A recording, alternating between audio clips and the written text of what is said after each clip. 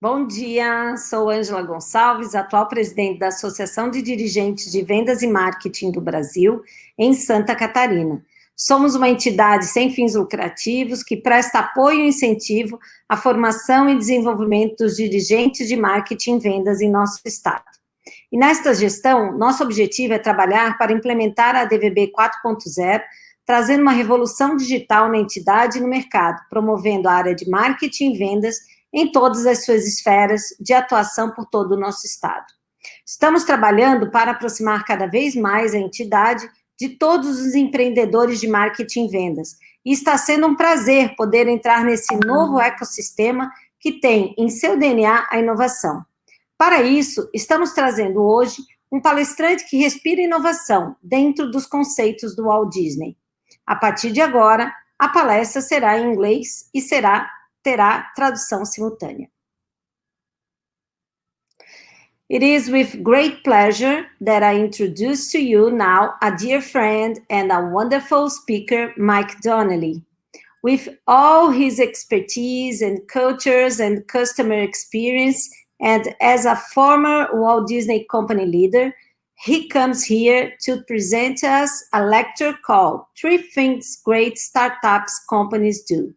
Now, I will hand it over to Mike to impress us with his presentation. Bom dia, Angela. Good to see you, and thank you for having me. And thank you to Case and the ADVB. I am absolutely delighted to be with you virtually for a few minutes today. Thank you, Mike. We're so excited to present these 3 things that we think great startups should do or could do, and I'm happy to go through these for just maybe just 30 minutes, and then at the end of the presentation, maybe if you have questions, Angela, we would invite those folks to ask questions as they see fit. So are we ready to go? Great. Okay. So the name of our lecture or our presentation is 3 things that great startup companies do. I am coming to you from Maryland in the United States, and my English is very fast, so I apologize. I will try to slow my English down because I speak very little Portuguese. I know bom dia, and I know a few small words, but mostly just English. So, whenever we do a presentation, we try to set up high expectations of the people that are watching the presentation. And the way we set high expectations is with 4 different levels of engagement when we're discussing concepts. So here they are. The first and most basic level is level 1. Level 1 is, did you as a person, a participant, did you like the program? So did you like it? Did you smile? Did you enjoy the program? That's the most basic, lowest level of engagement. Level 2 at a higher level is, could you pass a test based on what we covered today? So if I were to say, what year did Disneyland open in California? And I covered that in the presentation, you would say, oh, 1955, Disneyland opened. You passed the test. So the good news is today, no test on the presentation. Level 3 and a higher level is, did we affect behavior, or did we do something different as a result of our presentation today? That is a little bit, that's good. That's what we're after. Did we do more of something as a startup? Did we do less of something as a startup, or something differently based on the content that we cover? That's what we're after. We're looking for level 3, affect behavior. And the highest level is, did we get a return on our time investment? So first, thank you for your time. And 2, we want you to find ways and things to do based on our presentation to make your startup even better than it already is. So with that, as your facilitator, as your presenter, I feel a burden to make sure that we get to level 3, affect behavior, and level 4. So you are my customer. You're my customer. Or as we say at Disney, since Disney is my background, you are my guest today for the next 30 minutes, and we'll do all that we can to make this time worth your while. Okay? Are you ready? Let's go. All right, so the name of the presentation is the idea of three things great startup companies do. So you think about great startup companies and what they do as a standard, and we wanted to cover three things that we think are very important, especially when startup companies are just beginning, just starting to grow. And these opportunities for folks that have these companies are very similar to what the Walt Disney Company did back years ago. So I'd like to present these three, and then we'll give you some Disney examples of how they implement these things. Sound good? As a startup company, the first thing is great startup companies have great new employee orientations. One more time. Great startup companies have great new employee orientations. That's the first day of work for new employees. Many of our clients, when they hire people, new people into their organization, they're looking forward and they forget to welcome the new employees into their organization. This is a big mistake in many companies because they have so many other things going on, they forget that the new employees are coming in, and the way to make an emotional connection with the new employees, very, very important. The Walt Disney Company does a very good job in new employee orientations. The three things that they do is they leverage the power of story. They intentionally design a full day of heritage and traditions for new cast members at Walt Disney World and Disneyland. And they treat new hires like honored guests. So I'd like to cover each one of those, 1, 2, 3, and talk a little bit about how a startup might be able to do those three. So the first one is leverage the power of story. When we tell people a story, it connects people in their head, and people start to understand that they're a part of an organization that is larger than themselves. So leveraging the power of story is the way Walt Disney led. It's how he started his new startup back last century, back in the 1950s. So a quick example of that. I want to tell you a story about how Disneyland started in California. In your head, I want you to think about being a new employee at Disneyland and listen to the story. Here we go. Walt, back in the late 1940s, had two daughters, Sharon and Diane, beautiful daughters. And Walt was a busy guy back in the 1940s. He had a studio that he was running. And on Saturdays, he felt a little guilty. He reserved every Saturday for the girls. Just Walt and Sharon and Diane would spend the entire day together. Well, that worked out very nicely. The deal, though, was that the girls could decide whatever they wanted to do, wherever they wanted to go, Walt would take them there. And the girls always wanted to go to these carnivals in California. Walt didn't like to go. The reason he didn't like to go is because the carnivals in California, they were dirty. And the employees weren't very nice, and they were unkept. So Walt would sit on a park bench and watch the girls ride the rides. And he would eat peanuts. And he would always think to himself, I wish there was a place somewhere where adults and children could have fun together. Well, he went home to his wife, Lillian, and said, Lillian, I want to buy an old orange grove and create Disneyland. And Lillian said, well, why would you want to do that? Those places are so dirty. And Walt said, that's the difference. Mine will be clean and it'll be awesome. And kids and adults will have fun together. Walt went to his brother, Roy. Roy and Walt were business partners back in 1949. And Walt said, I want to develop Disneyland. I want to buy an old orange grove just south of Los Angeles. And Roy said, no, we cannot do this. It will fail. There's no way where I will finance that. So Roy and Walt, back and forth, fighting back and forth. Roy controlled the finances. Walt controlled the creativity. So they fought and fought and fought. Walt won, and he ended up developing Disneyland in California in the early 1950s. On Sunday nights, he would come on TV. Maybe you remember, he would come on TV and tell all of America about Disneyland and how it was developing and when it was going to open in July, on July 17th, 1955. Well, when they got close to the opening, they ran out of money.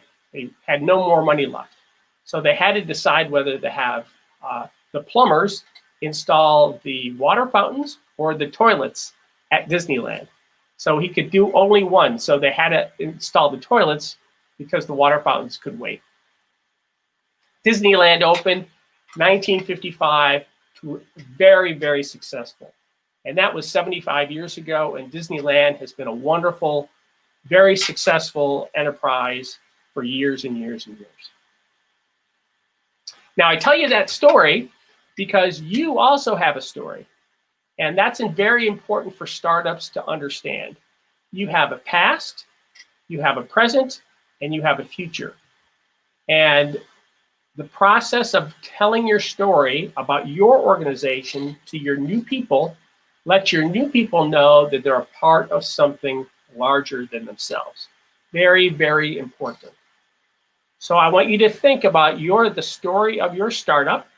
And in this session, I'd like you to think, go to the ADVB breakout room and their booth, and I'd like you to type in what your story is of your startup, the past, the present, the future.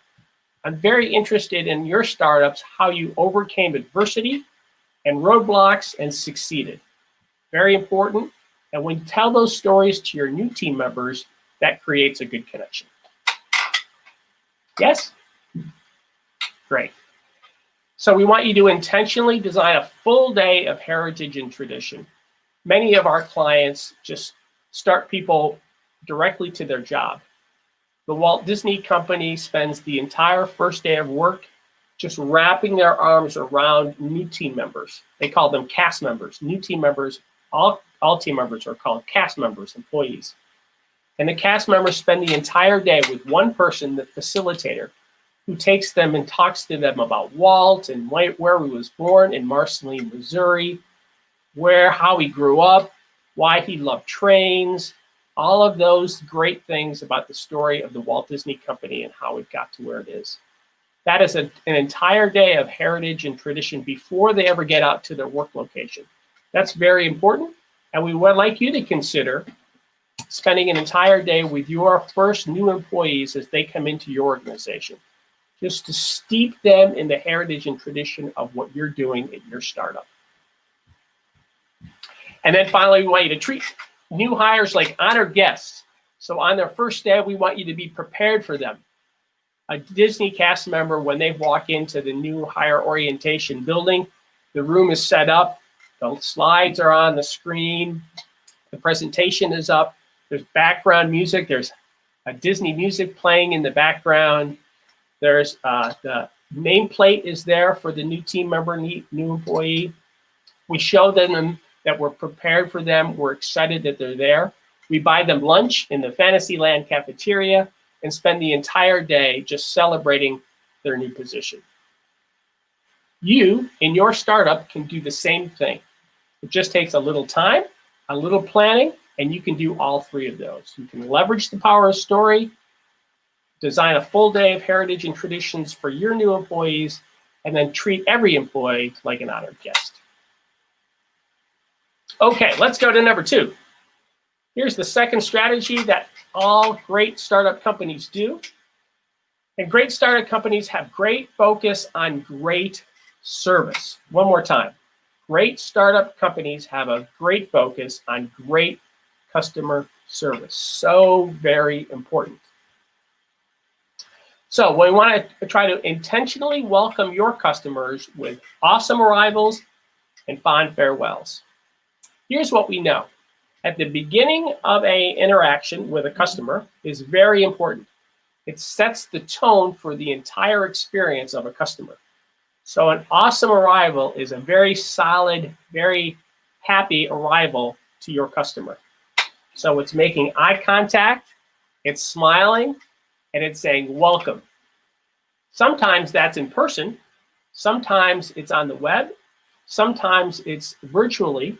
Regardless, you can have awesome arrivals and fond farewells as an important part of your customer experience. The important thing about awesome arrivals and fond farewells is when the awesome arrival is good and the farewell is good, if something happens in the middle of the customer experience, something doesn't go right, then your customers are more likely to forgive you and be okay when you've had a good welcome and a fond farewell. As an example, if I go to Walt Disney World and I'm greeted at the front gate and I'm having a great time and I have eye contact and smile and celebration while I'm there, but I go to a restaurant and they burn my hamburger, that's bad. But because I have a good arrival and a fond farewell, I'm more likely to say, I have a burnt hamburger, it's okay, I'm still gonna come back. The next thing is creating an emotional connection with every single customer. Here's what we know. Emotional connections lead to economic outcomes. One more time. Emotional connections lead to economic outcomes. So that means when I have a good emotional connection with any activity, with my company or a startup company, when I have a good positive emotional connection, there are positive economic consequences for that. Also, if I have a negative emotional connection, if it doesn't go well, if it's bad, then there are negative economic consequences for that also.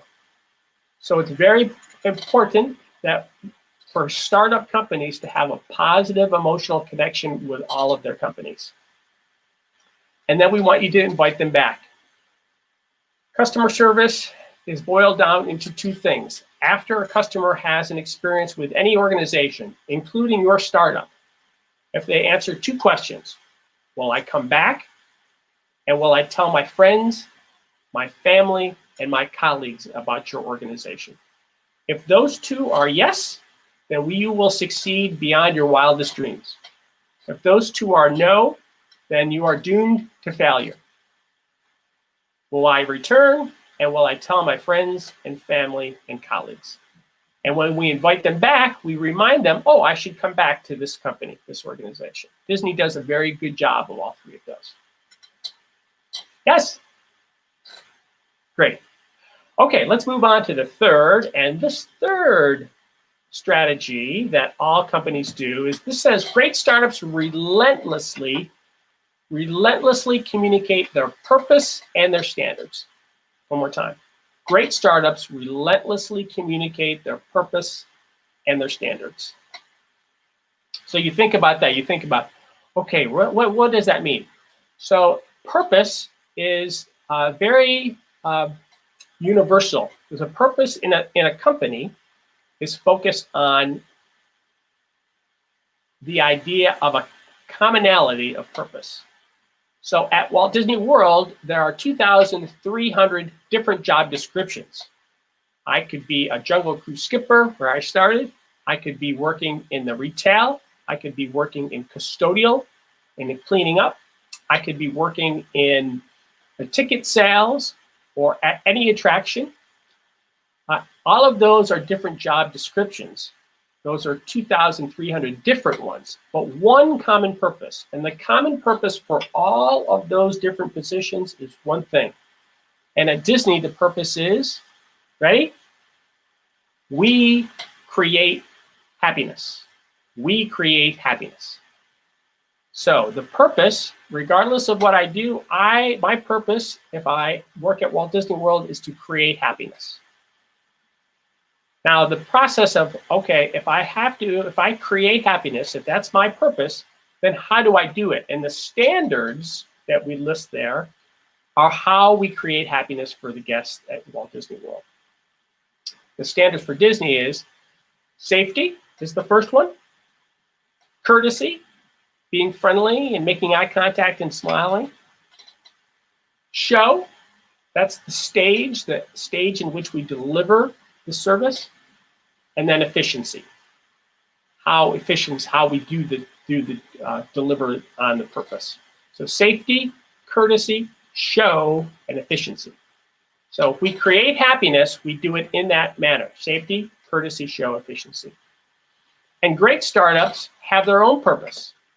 When we think about purpose for the banking industry, if you're a bank, accuracy is an important standard. If we think about healthcare, when we think about a purpose for healthcare and standards, they're focused on caring for people, right? So think about, as a startup, what is your basic purpose? Not the individual positions, but the basic overall common purpose. And then how do you deliver on your common purpose, the standards? There should be no more than 3 or 4 standards that help you deliver the purpose. And this insight is simply saying, Disney continuously, relentlessly presses, we create happiness, we create happiness, we create happiness, and their standards. And they do that through their people, the places that they have, and the processes. We create happiness. So I want to show you just real quick, I want to show you a quick way that we deliver happiness through our processes. Here's a quick Disney example about delivering on the common purpose, we create happiness, through number 3 there, where it says their processes. So, so one way we do that is we create an emotional connection and create happiness with our people that come to stay with us on the property at Walt Disney World.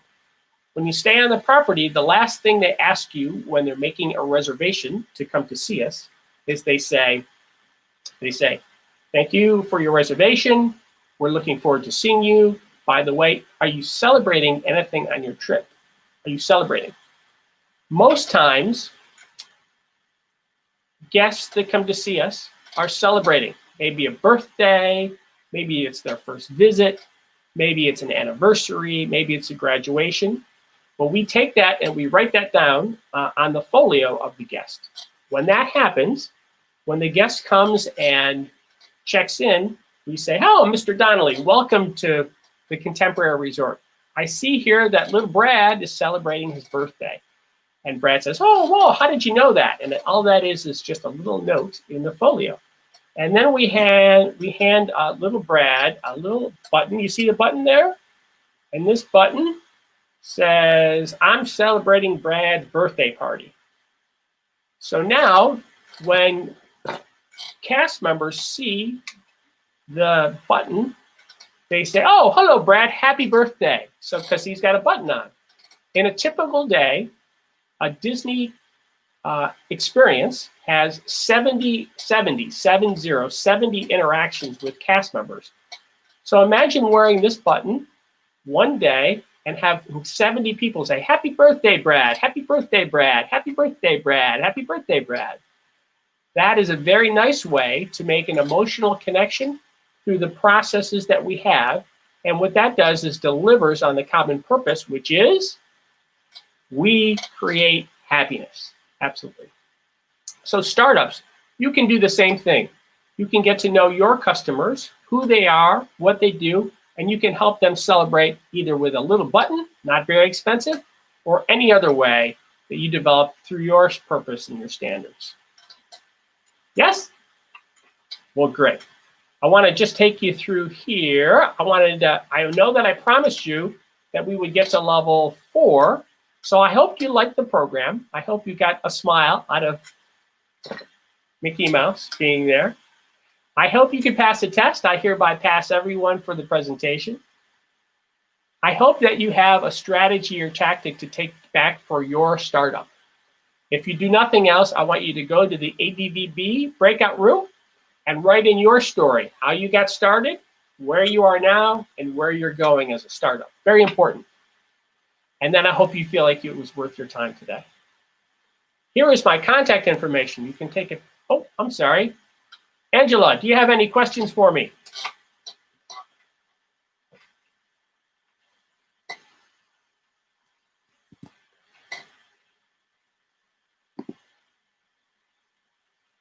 Angela, I lost your video, your audio.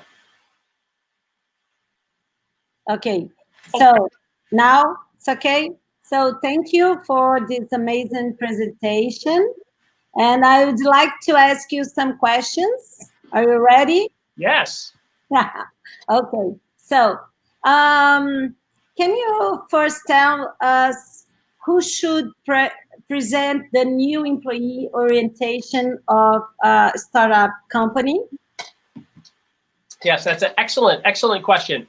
And Angela, often we see our clients put people in front of to welcome the new employees that are not very excited, and they have been there for a long time, and it doesn't work. So you have to find people that are very energetic and excited about your organization. And when they are energetic and excited about your organization, that passes on to the new cast members, the new team members that you have. So regardless of any new employee orientation, you have to have somebody who has very good presentation skills and is excited about the organization. Disney does a very good job of that. They audition cast members from all over the company, and they bring them and they audition, and they practice and say, they pretend, and they say, oh, that was a good presentation, that's a good presentation, and then they bring them in and they teach. Maybe a Jungle Cruise skipper would teach the new employee orientation just once or twice a month, so they don't get burned out in their position. So very important, find somebody who's energetic and good in front of an audience. Nice, very nice. So in addition, what do you think is the most important strategy for a startup company? Well, yeah, thank you. Well, you think about the startups are very, they're not bureaucratic. They have fewer rules and regulations, so that is a very good thing. They are looking forward so often that they are forgetting that their heritage, the story of how they got started, is very important. The obstacles that a new startup has to go through, overcoming obstacles and getting past roadblocks that stop them, those are very good things to tell new team members, because new team members listen to that and think, oh, we've overcome things and we're going to have to overcome other things in order to grow larger and larger and larger. So I would say all three strategies, very important. Okay. So, and finally, in your opinion, why do startup companies fail? Yeah. Why do startup companies fail? Yes. Well, sometimes they're gobbled up by larger companies. Sometimes they get bought by a large company. Sometimes that's good. Often, startup companies, when they start to have a gradual decline in the small things they do. So it's normally not a full frontal assault on a company that's a startup. It's normally chipping away at all the good things that they do a little bit at a time. So I would say, I would caution new startups that make sure when your standards are in place, you continue with your standards. Don't chip away. That ends up hurting companies. So maintain your standards and you're going to do great. Nice. Yeah. So I think that we finished, but on behalf of ADVB, I would like to thank you for joining us today and for sharing some of your knowledge with all of us. So would you like to add something else before we wrap this things up? Well, thank you, Angela. It's an absolute delight to be with you. If you like the presentation, you can take a picture, a screenshot. We have a website, and we have a blog that comes out doesn't cost anything. You can sign up for the blog, and we also have a lot of the concepts in the book that's there in front of you. So that's all available at donnellyeffect.com. And I want to wish every startup out there, I admire startup companies, all the best and luck as you grow. Thank you, Angela. Thank you too, Mike.